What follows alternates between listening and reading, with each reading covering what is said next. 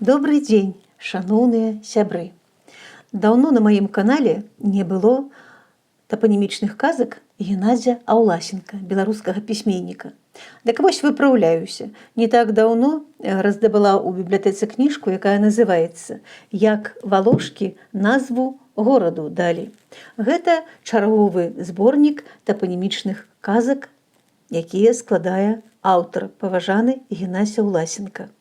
Прыгожая вельмі кніжка, такая прыгожая ілюстрацыя да яе.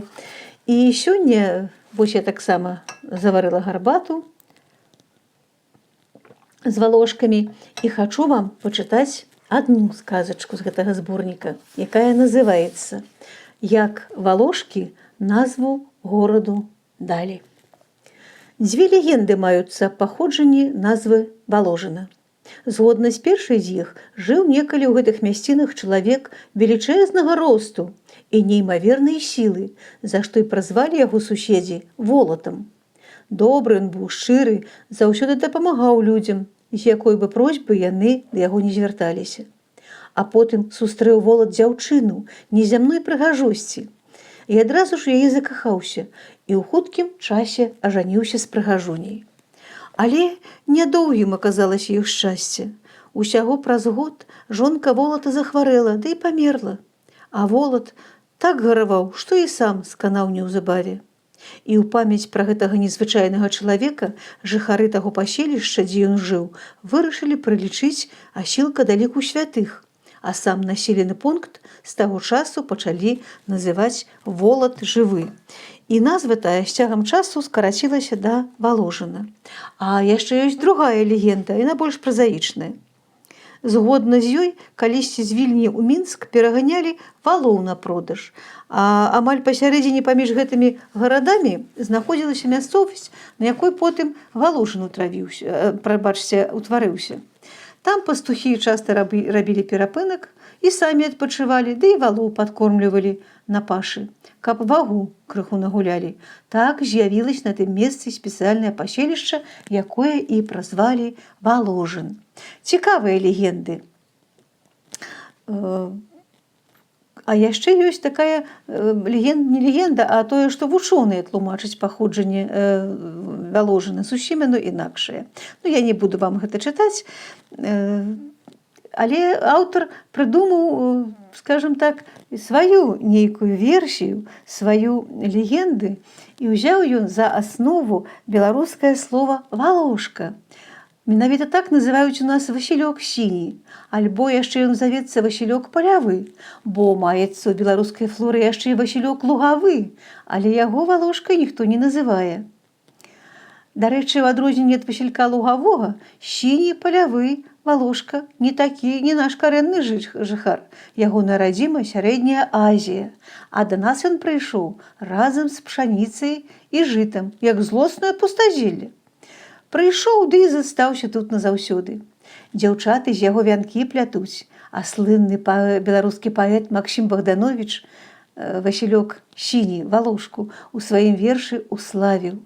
Усе гэты верш, я спадзяюся, ведаюць на памяць. Карацей, стаў гэты незваны эмігрант амаль што нацыянальным сімвалам Беларусі.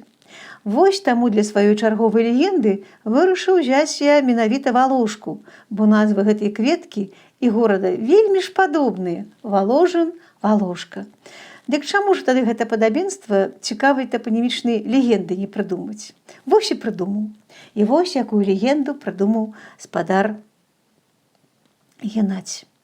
Карацей, у тыя далёкія часы, пра якія я апавядаць буду, лясоў на тэрыторыі нашай краіны было намнога больш, чым зараз.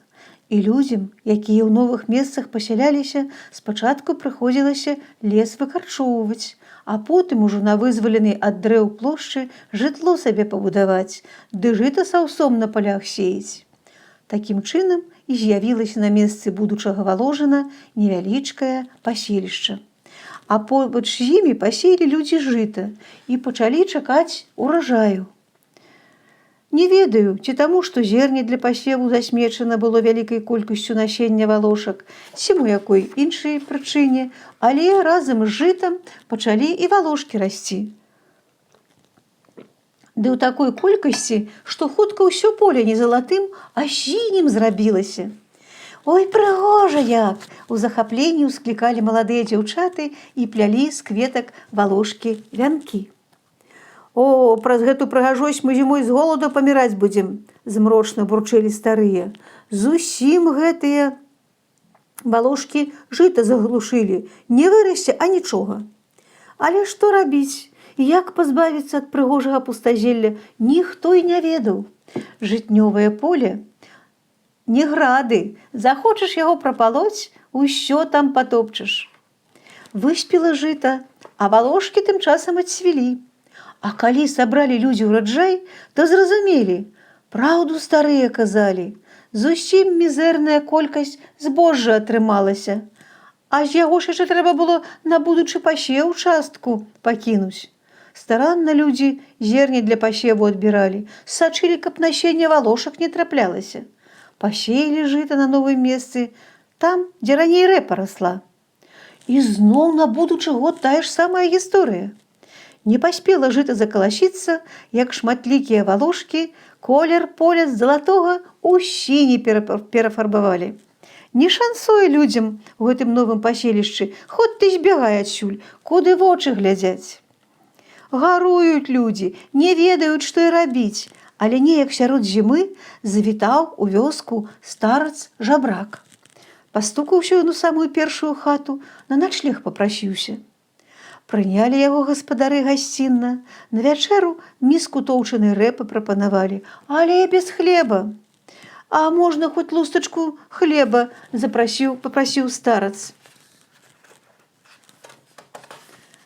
Заплакала гаспадыня, а гаспадар уздыхнуў і патлумачыў жабраку, што хлеба ў іх, на жаль, няма. Ды і ва ўсёй вёсцы яго німаль не засталося. А што так? Не зразумеў старац. І тады гаспадар паведаў госцю, што на іх жытнёвых палетках адбываецца. Задумаўся старац на нейкі час, а потым і кажа: а ўсё гэта таму, што адсутнічаюць на вашых палях жыцень і жытняя баба. І на гэтым месцы я крыху адхілюся да аповеду і патлумачу чытачам, хто ж гэта такія.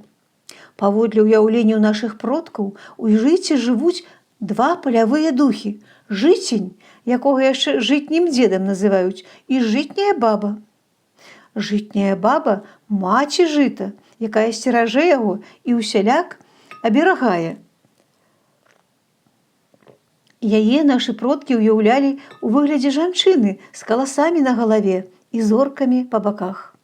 Жытняй бабе ахвяравалі апошні сноп сжатага жыта, апраналі сноп гэты ў жаночую кашулю, завязвалі на ім хустку, а потым урачыста неслі ў хату, спяваючы пры гэтым так званыя спарышовыя песні з пажаданнем добрага наступнага ўраджаю. Але і пасля гэтага апошні сноп не абмалочвалі, а пакідалі на ўсю зіму ў такім выглядзе, бо лічылася, што жытняя баба там зімуе. Бачыце, як цікава. А жысеня, жытняга дзеда, нашы продкі ўяўлялі маленькім такім дзядком з доўгай барадой. Лічылася, што менавіта ён забяспечвае добры ўраджай. Жыцень асабліва не любіў, калі снапы пасля жніва не складывалі ў крыжыкі, не стаўлялі ў бабкі, а раскідвалі як папала. Тады ён злаваў і пачынаў вытрасаць гэты снапоў зерне. І калі гаспадар даведаўся ад старца, што духі гэтыя на палях адсутнічаюць, адразу ж запытаўся: а чаму так? Зноў задумаўся жабрак, а потым пачаў дапытвацца, а ці даўно гэта паселішча з'явілася і што раней на тым месцы было. Пачуўшы, што ў мінулым тут лес стаяў, старац усміхнуўся, ды і сказаў: а, дык хутчэй за ўсё пакрыўдзілі вы лесавіка мясцовага. Вось ён і не дапускае на вашы жытнія палеткі жыценя і жытнюю бабу. Але гэты можна вырашыць справу. Спачатку аднясіся ў найбліжэйшы лес пачастункі лесавіку. Толькі гэта яшчэ не ўсё. Каб пасяліліся ў вас жытняя баба і дзед, схадзіце ў суседнюю вёску і папрасіце там хоць маленькі снапок жыта. Вярнуўшыся, апраніце з усімі пашанамі, з песнямі, ды ў хату ўнясіце. Тады будзе і на вашых палетках вясной свая жытняя баба. А ўслед за ёй і жыцень да вас завітае. І самае апошняе, каб валошкі ўлагодзіць і каб не засмечвалі яны больш пасевы вашыя, змяніце назву паселішча. Хай з гэтага часу называецца яно Валошкін, у горад у гонар кветак. Пайшоў раніцай старац, а жыхары паселішча выканалі усе ягоныя парады. І з таго часу, ці паверыце, усё добра пачало радзіць у іх, і жыта, і ячмень, і авёс, і валошкі амаль не раслі. Так, крышачку іх засталося на самым ускрайку поля. Ну, дзяўчаткам на вянкі. А назва паселішча з цягам часу у Валошын ператварылася, а потым ужо і ў Воложын. Але валошкі на жыхароў праз гэта і не пакрыўдзіліся. Вось такая прыгожая казка, мне яна вельмі спадабалася, таму я вам яе вырашыла пачытаць. Яшчэ хачу сказаць, што ў гэтай кніжцы ёсць цікавыя аповеды пра паходжанне вёскі ў Пірэвічы на Барысушы. І мне гэта вельмі цікава было, бо калісьці я жыла у Барысаве. Казка пра раку Вілію, ад якой назва горада пашла, Вілейка горад. Таксама, можа, пачытаем з вамі. Як юнак Бабіч з чортам у бабкі гуляў. Легенда аб рэках Тур'я і Скорыца. Як возера Судабле утварылася, таксама мне знаёмая. Я ведаю тое возера, мы называлі яго Судобля. Ну, можа, калі пачытаем. Адкуль назва Налібокаў і Наліботскай пушчы пайшла. Яшчэ раз хачу паўтарыць, што кніжка вельмі прыгожа ілюстравана. Вось такія малюнкі стварыла мастачка. Зараз пачытаем. Назва прозвішча мастачкі Кацярына Казлоўская.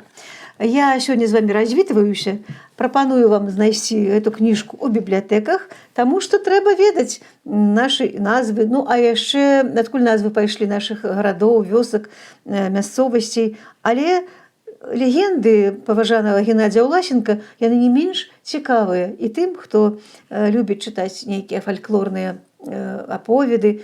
Вельмі раю пазнаёміцца з гэтай кнігай. А я з вамі сёння развітваюся і чакаю вас на канале «Казкі на канапе». Дзякую за ўвагу!